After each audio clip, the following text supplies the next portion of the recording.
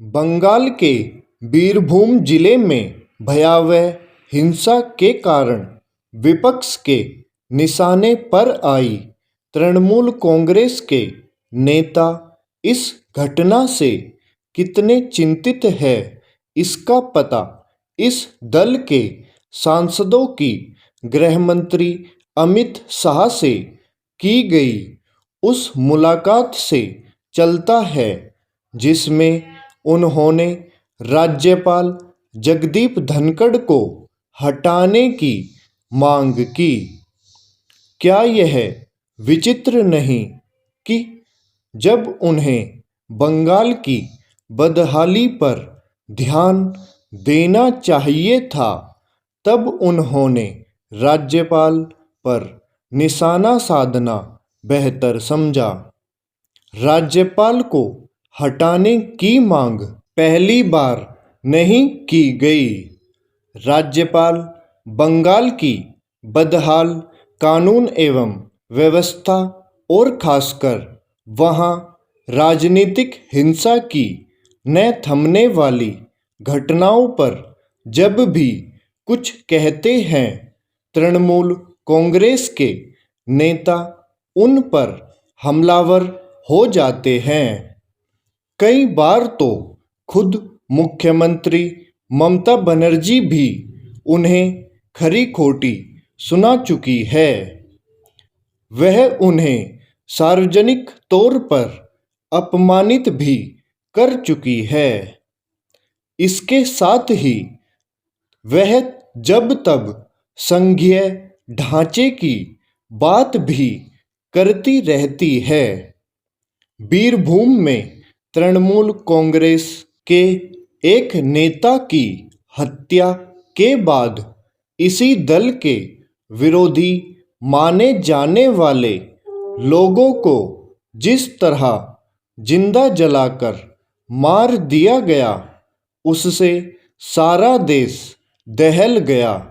लेकिन ममता बनर्जी की पहली प्रतिक्रिया यह थी कि इस तरह की घटनाएं तो दूसरे राज्यों में भी होती रहती है।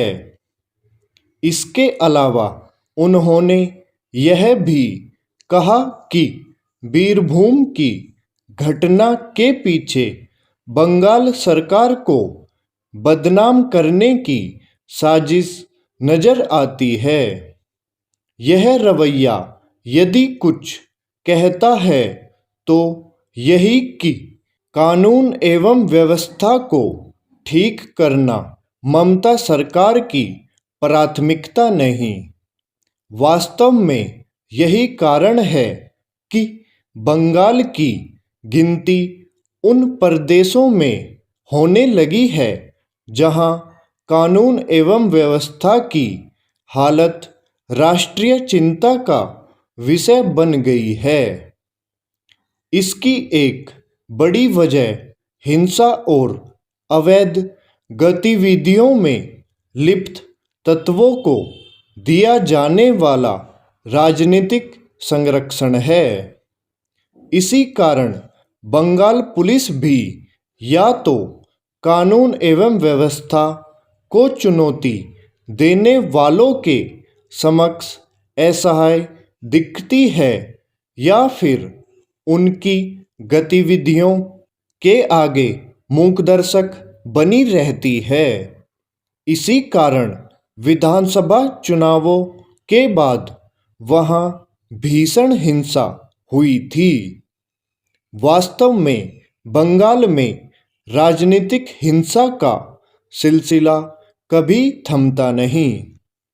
बीते 10 दिनों में ही राजनीतिक हिंसा में कई लोग मारे जा चुके हैं।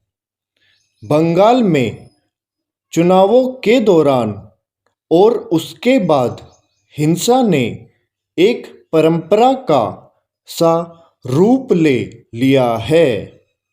यदि ममता सरकार ने विधानसभा चुनावों के बाद हुई भीषण हिंसा से कोई सबक सीखा होता तो शायद बीरभूम की रोंगटे खड़े कर देने वाली वारदात को रोका जा सकता था। इस हिंसा के पीछे निकाय चुनावों के दौरान तृणमूल कांग्रेस के दो गुटों के बीच उभरे वैमनस्य को ही जिम्मेदार माना जा रहा है। स्टॉप।